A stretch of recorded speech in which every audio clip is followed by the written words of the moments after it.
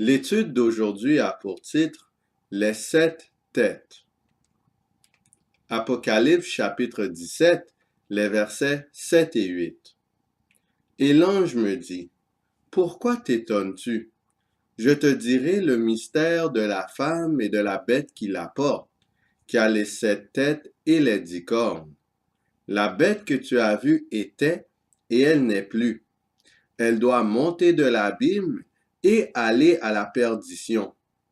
Et les habitants de la terre, ceux dont le nom n'a pas été écrit dès la fondation du monde dans le livre de vie, s'étonneront en voyant la bête, parce qu'elle était et qu'elle n'est plus et qu'elle reparaîtra.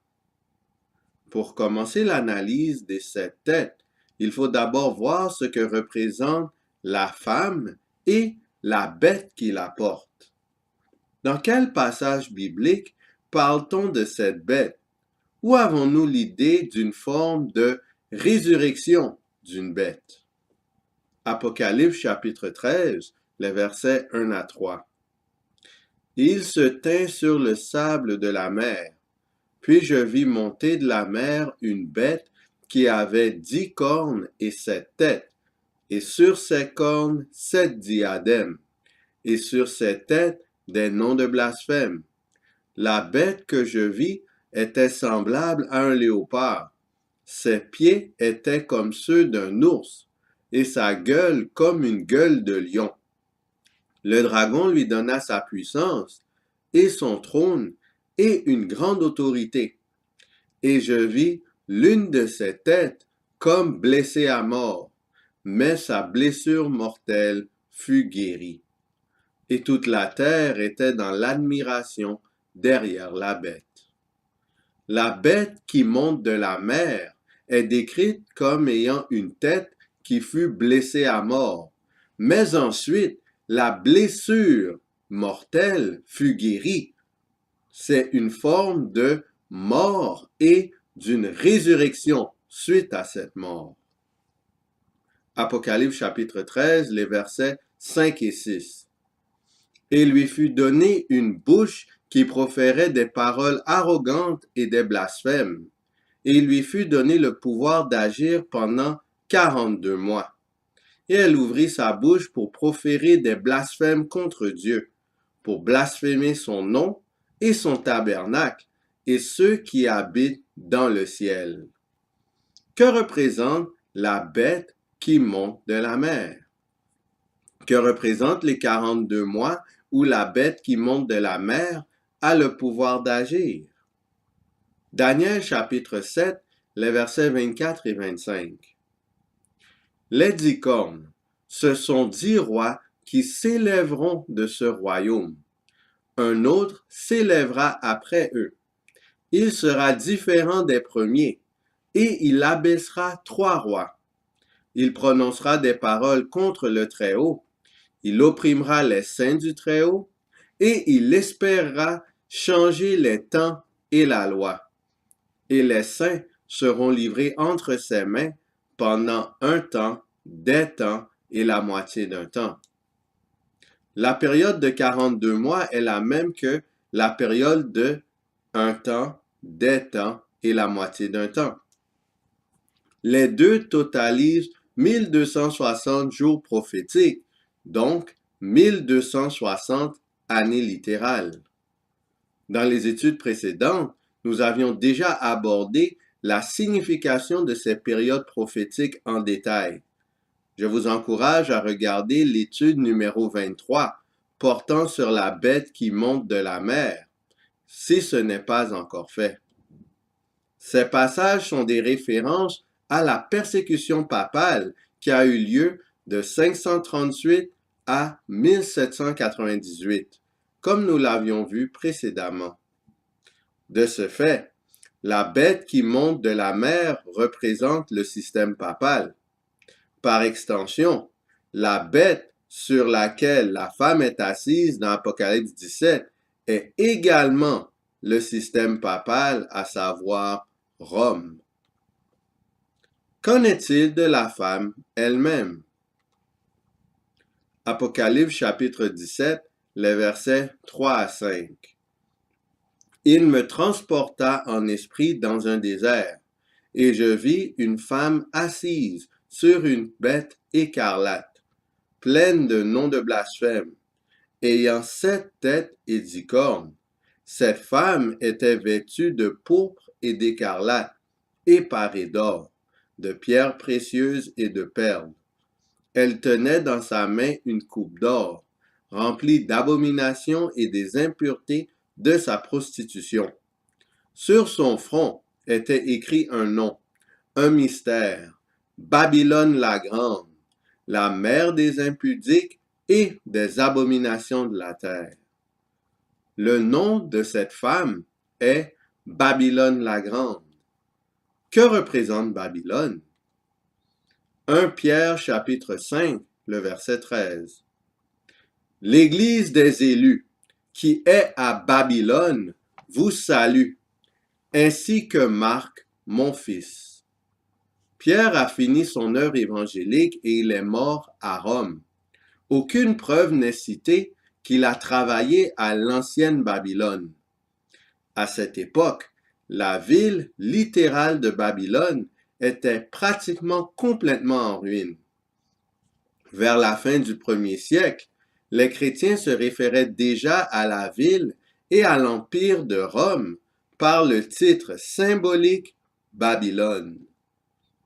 Babylone était devenu un terme incriminant approprié pour dénoncer la Rome impériale à la fois pour les Juifs que pour les chrétiens. Or, vu qu'une femme dans la Bible représente l'Église, la femme portant le nom de Babylone symbolise aussi le système papal. Donc, la femme d'Apocalypse 17 et la bête qui la porte représentent toutes les deux le système papal. La femme met l'emphase ici sur le pouvoir religieux, tandis que la bête, elle constitue un symbole du pouvoir politique, du pouvoir civil. Apocalypse 17, le verset 3. Il me transporta en esprit dans un désert, et je vis une femme assise sur une bête écarlate, pleine de noms de blasphème, ayant 7 têtes et 10 cornes. La femme est assise sur la bête, et la bête porte la femme.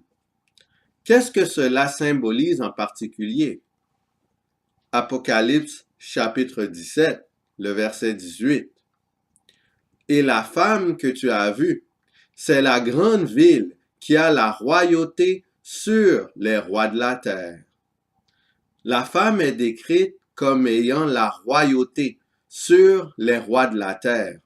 Elle a donc plus d'autorité que les chefs politiques. Cela illustre que le pouvoir religieux contrôle le pouvoir civil et s'appuie sur celui-ci pour dominer la planète. Tel est le fonctionnement de cette union politico-religieuse. La papauté dirige tous les chefs d'État de la terre. C'est pour cette raison que la femme est assise sur la bête. Analysons maintenant les 7 têtes. Apocalypse chapitre 17, le verset 9. C'est ici l'intelligence qui a de la sagesse. Les 7 têtes sont 7 montagnes sur lesquelles la femme est assise. Que représente une tête dans la Bible? Que représente une montagne dans la Bible? Que signifie le fait que la femme est assise sur la tête et la montagne? Genèse chapitre 41, le verset 33. Maintenant que Pharaon choisisse un homme intelligent et sage et qu'il le mette à la tête du pays d'Égypte. Daniel chapitre 2, les versets 44 et 45. Dans le temps de ces rois, le Dieu des cieux suscitera un royaume qui ne sera jamais détruit et qui ne passera point sous la domination d'un autre peuple. Il brisera et anéantira tous ces royaumes-là, et lui-même subsistera éternellement. C'est ce qu'indique la pierre que tu as vue se détacher de la montagne sans le secours d'aucune main, et qui a brisé le fer, l'airain, l'argile, l'argent et l'or. Le grand Dieu a fait connaître au roi ce qui doit arriver après cela. Le songe est véritable et son explication est certaine. Daniel chapitre 2, les versets 34 et 35. Tu regardais, lorsqu'une pierre se détacha sans le secours d'aucune main, frappa les pieds de fer et d'argile de la statue et les mit en pièces. Alors le fer, l'argile, l'airain, l'argent et l'or furent brisés ensemble et devinrent comme la balle qui s'échappe du nerf en été. Le vent les emporta et nulle trace n'en fut retrouvée. Mais la pierre qui avait frappé la statue devint une grande montagne et remplit toute la terre. Apocalypse chapitre 17, le verset 2. C'est avec elle que les rois de la terre se sont livrés à l'impudicité, et c'est du vin de son impudicité que les habitants de la terre se sont enivrés. La tête, ça représente l'état de chef de nation. La montagne représente un royaume qui remplit la terre, en d'autres termes, qui détient un pouvoir de premier plan à l'échelle internationale. Ainsi, les 7 têtes qui sont 7 montagnes sont les 7 chefs d'État, par extension les 7 royaumes mentionnés dans la Bible, notamment dans les livres de Daniel et Apocalypse, qui ont dominé la terre.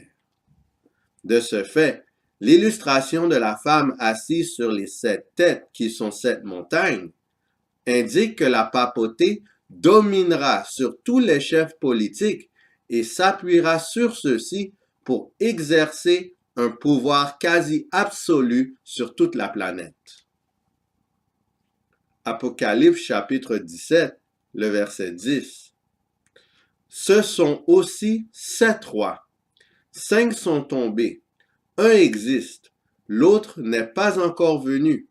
Et quand il sera venu, il doit rester peu de temps. Ce passage indique que les royaumes se succèdent. Ils dominent la terre l'un après l'autre, en ordre chronologique. Pour commencer, 5 royaumes sont décrits comme étant déjà tombés. Quels sont ces 5 premiers royaumes? Daniel chapitre 7, le verset 17.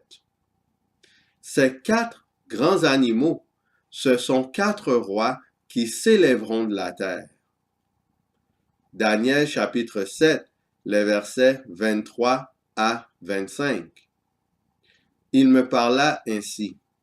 Le 4e animal, c'est un 4e royaume qui existera sur la terre, différent de tous les royaumes, et qui dévorera toute la terre, la foulera et la brisera.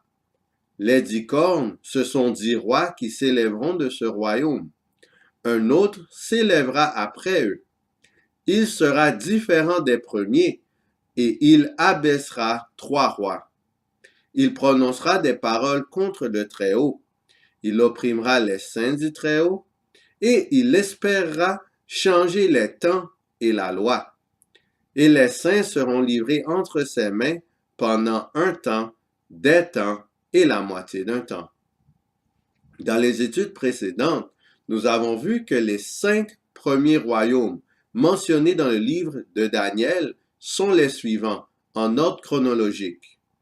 Babylone, Mède et Perse, Grèce, Rome sous la phase païenne, Rome sous la phase papale. Pour avoir plus de détails sur ces royaumes, je vous encourage à consulter les études numéro 6A et 6B qui traitent spécifiquement de ce sujet. 1 Jean chapitre 2, le verset 18. Petits enfants, c'est la dernière heure. Et comme vous avez appris qu'un antéchrist vient, il y a maintenant plusieurs antéchrists. Par là, nous connaissons que c'est la dernière heure. Le terme antéchrist est une combinaison des mots grecs anti et Christos. Le mot anti signifie opposé à et à la place de. Ainsi, le mot antéchrist possède deux significations, opposé à Christ et à la place de Christ.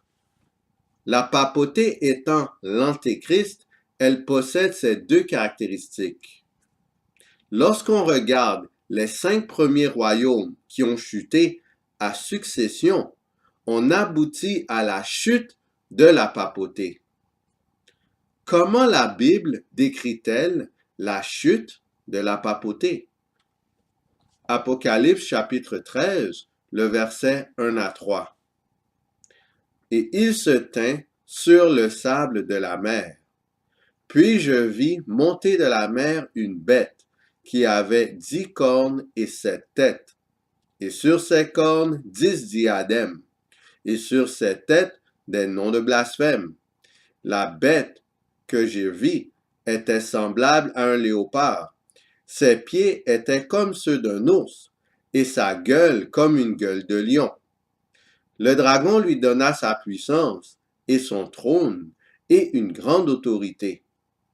Et je vis l'une de ses têtes comme blessée à mort, mais sa blessure mortelle fut guérie. Et toute la terre était dans l'admiration derrière la bête. La chute de la papauté est symbolisée par la tête qui fut blessée à mort. Ceci est semblable à Jésus lorsqu'il fut blessé à mort à la croix. Jésus avait fait un ministère de 3 ans et demi littéral pour ensuite être mis à mort. En imitation du Messie, la papauté a fait un ministère de 3 ans et demi prophétique, donc 1260 années littérales, et fut mise à mort en février 1798. Bien entendu, la nature du ministère papal au Moyen Âge était entièrement à l'opposé des principes de Jésus et du royaume des cieux. Voici une citation provenant de Wikipédia. Le général Dufaux de l'ambassade de France, ayant été tué dans une rixe, les troupes françaises menées par le général Louis-Alexandre Berthier ont envahi les États pontificaux et se sont emparés de la ville de Rome le 11 février 1798. Le pape Pie VI a été déposé, destitué de ses fonctions, et déporté en Toscane, puis en France, où il meurt en exil. À la place des États pontificaux, le général Berthier a proclamé la République romaine le 15 février 1798. Le nouveau pays a été organisé sur le modèle de la République française par Donoux et Monge, avec l'aide de révolutionnaires locaux et de quelques Français comme Florence. Ainsi, nous sommes maintenant rendus à 1798. Apocalypse chapitre 17, le verset 10. Ce sont aussi 7 rois. 5 sont tombés, un existe, l'autre n'est pas encore venu. Et quand il sera venu, il doit rester peu de temps. Quel est le royaume qui a succédé au royaume papal? Quelle nation a dominé la planète après l'année 1798? La réponse est les États-Unis d'Amérique. Des détails sur comment cette nation fut établie sont fournis dans les études numéro 11, les 7 églises, deuxième partie, et numéro 24, la bête qui monte de la terre. Je vous exhorte à visionner ces études pour avoir plus d'informations. Nous allons donc nous concentrer sur les facteurs qui ont poussé les États-Unis, le sixième royaume, à devenir la première puissance mondiale. Voici une citation provenant de www.quariusanalytics.com. Déjà en 1835, Alexis de Tocqueville faisait l'éloge d'un pays en pleine ébullition, de la démocratie en Amérique. Pendant cette décennie, 1830 à 1840, environ 600 000 immigrants arrivèrent aux États-Unis. Puis l'Europe fut dévastée dans les années 1840 par plusieurs famines massives et l'insécurité. La terre promise des États-Unis attira alors 3 fois plus d'immigrés. La découverte de l'or dans les années 1850 intéressa près de 2 600 000 nouveaux arrivants en quête d'un avenir meilleur. Le taux d'immigration sera le même jusqu'à atteindre un pic de 5 250 000 entre 1881 et 1890. Les tourments que connaîtra l'Europe par la suite attireront encore des millions d'immigrés. Ellis Island, point d'entrée obligatoire pour les immigrés arrivant à New York, accueillera 16 millions de personnes. Il est nécessaire de se concentrer un peu plus sur l'importance de la Première Guerre mondiale pour expliquer la suprématie actuelle des États-Unis. Avant la der des der, l'Europe dirige le monde. L'Empire britannique et la France sont les deux leaders principaux. Les finances suivent le cours de l'or ou de la livre sterling. De nombreux inventeurs font du continent européen le plus développé au monde. La guerre frappe. Les États-Unis, adoptant alors une politique de non-intervention, préfèrent se concentrer sur leurs affaires internes. Cependant, ils flairent l'opportunité. Les alliés européens vident leurs coffres d'or en échange de vivres et d'armes provenant du nouveau continent. Intervenir pour aider les nations amies à gagner se révélerait sans doute fructueux. Des attaques allemandes contre des navires américains finissent par décider le gouvernement à s'engager dans la guerre. Le Royaume-Uni et la France en ressortent ainsi victorieuses mais complètement détruites.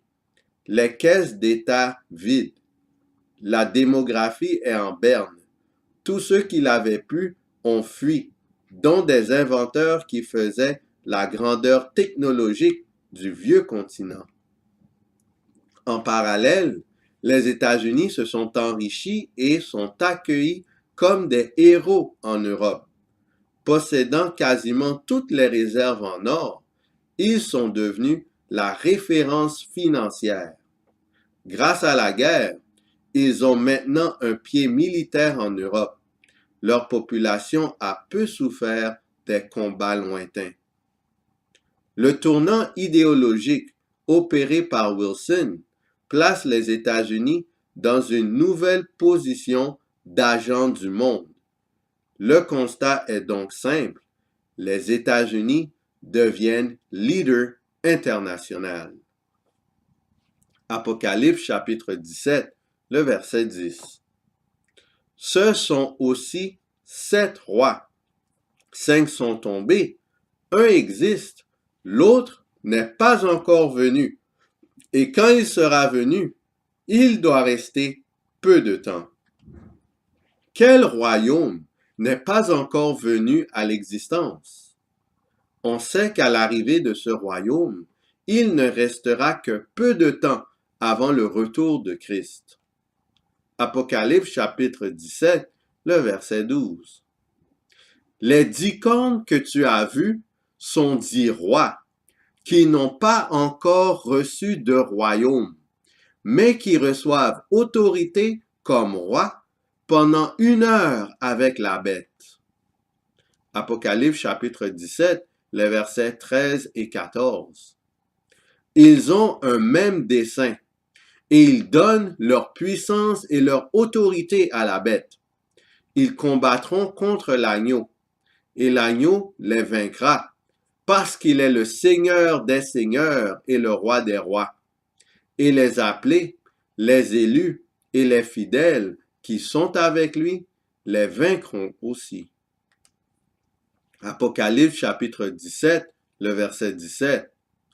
Car Dieu a mis dans leur cœur d'exécuter son dessein et d'exécuter un même dessein, et de donner leur royauté à la bête, jusqu'à ce que les paroles de Dieu soient accomplies. On constate que plusieurs rois différents vont recevoir un seul royaume. Ces rois auront le même dessein, le même but, le même objectif, le même plan.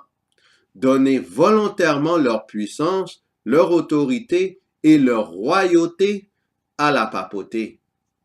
Ils régneront pour un temps limité avec la papauté. Le 7e royaume est donc l'union de toutes les puissances politiques de la planète. Cette union des nations n'est pas encore arrivée. Quand elle aura lieu, il restera peu de temps avant la venue du Messie. À ce moment, la persécution des fidèles serviteurs du Christ atteindra son apogée, mais Jésus viendra les délivrer. Qu'est-ce qui va pousser toutes les nations à s'unir d'une telle façon? Apocalypse chapitre 13, les versets 11 à 13. Puis je vis monter de la terre une autre bête, qui avait 2 cornes semblables à celles d'un agneau, et qui parlait comme un dragon.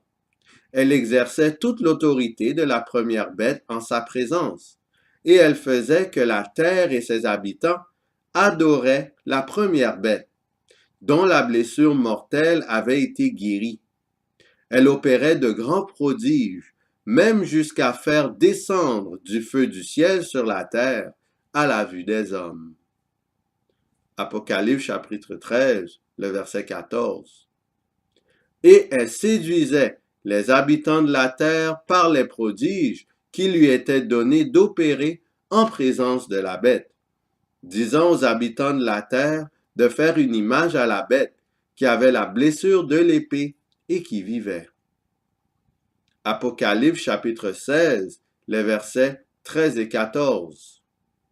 Et je vis sortir de la bouche du dragon, et de la bouche de la bête, et de la bouche du faux prophète, 3 esprits impurs, semblables à des grenouilles, car ce sont des esprits de démons, qui font des prodiges, et qui vont vers les rois de toute la terre, afin de les rassembler pour le combat du grand jour du Dieu Tout-Puissant. Ce sont par des miracles et des prodiges mensongers que les chefs politiques et les habitants du monde seront motivés à donner le pouvoir total au système papal. À ce niveau, les États-Unis, dont la population est majoritairement constituée de l'Église protestante en état d'apostasie, va jouer un grand rôle pour ce moment fatidique. Des détails sur le rôle des États-Unis dans le conflit final sont fournis dans l'étude numéro 24, intitulée « La bête qui monte de la terre ». Je vous encourage à voir cette étude si ce n'est pas encore fait. Il y a un miracle particulier qui sera un élément déclencheur dans la restauration de la suprématie papale. Voici une citation provenant de Tragédie des siècles, page 677. Pour couronner le grand drame de la séduction, Satan lui-même simulera l'avènement du Seigneur que l'Église attend depuis si longtemps, comme la consommation de ses espérances. En diverses parties du monde, on verra paraître un personnage majestueux, auréolé d'une gloire éclatante, qui rappellera la description du Fils de Dieu donnée dans l'Apocalypse 1.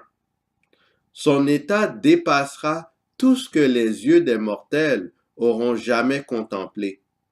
Ce cri de triomphe déchirera les airs. Le Christ est venu, le Christ est venu. Les foules se prosterneront devant lui pour l'adorer, tandis qu'il lèvera les mains pour les bénir, exactement comme Jésus lorsqu'il bénissait ses disciples au jour de sa chair. La voix sera douce, contenue et fort mélodieuse. Affable et compatissant, il répétera quelques-unes des vérités célestes et consolantes prononcées par le Seigneur. Il guérira les malades, puis, en vertu de son autorité, ce faux Christ affirmera avoir transféré le sabbat au dimanche et ordonnera à chacun de sanctifier le jour qu'il a béni. Il déclarera que ceux qui s'obstineront à observer le 7e jour renient le Christ, puisqu'ils refuseront de prendre garde aux anges qu'il a envoyés pour apporter la vérité au monde. Cette suprême séduction sera presque irrésistible.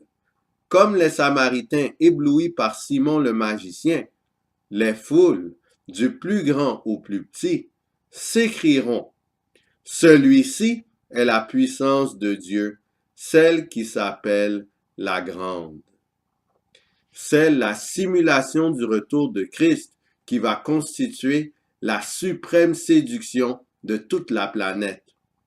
Les foules impies vont être trompées et voudront s'unir pour tuer les fidèles.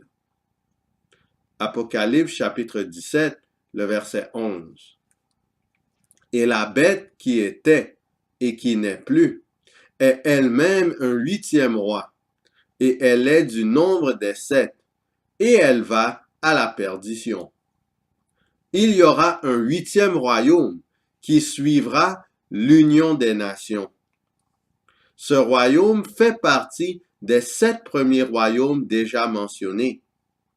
Ce royaume est la bête qui avait existé auparavant, mais qui subit la mort. À l'instar de Jésus qui fut ressuscité, ce royaume va reprendre vie. Le 8e royaume est le système papal. En effet, la papauté va retrouver tout l'ancien pouvoir qu'elle possédait durant la période médiévale. Luc chapitre 24, le verset 46.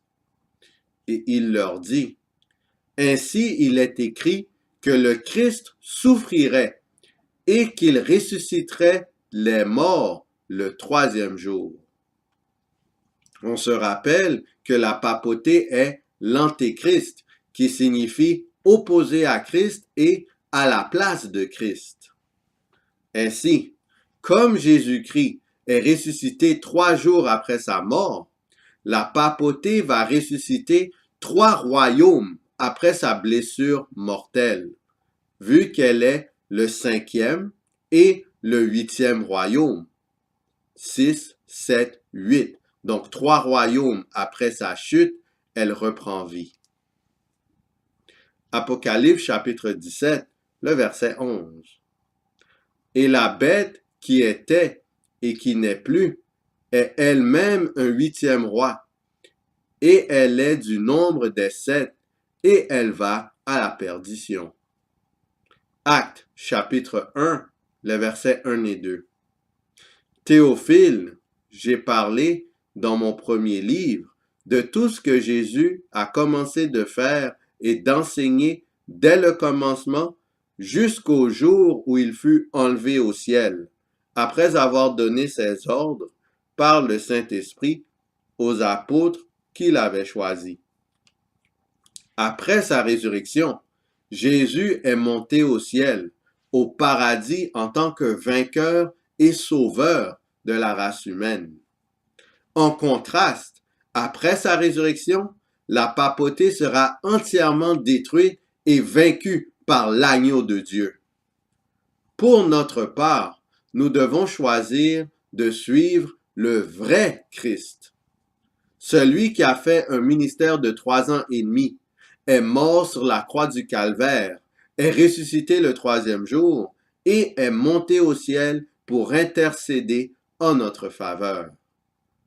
Ne suivons pas l'Antéchrist, qui n'est qu'une faible imitation de l'original et dont la défaite finale est prédite et assurée. Alors voici un bilan des têtes et des royaumes qui représentent. La première tête est Babylone. Deuxième tête, Mèdes et Perses. Troisième tête, Grèce. Quatrième tête, Rome à la phase païenne. Cinquième tête, Rome à la phase papale. Sixième tête, États-Unis d'Amérique. Septième tête, l'Union des Nations.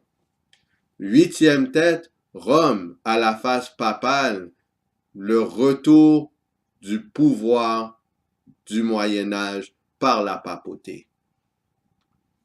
Sur ce, qu'allons-nous choisir? Est-ce qu'on choisit Christ, le royaume des cieux, ou est-ce qu'on choisit l'Antéchrist, les royaumes de ce monde?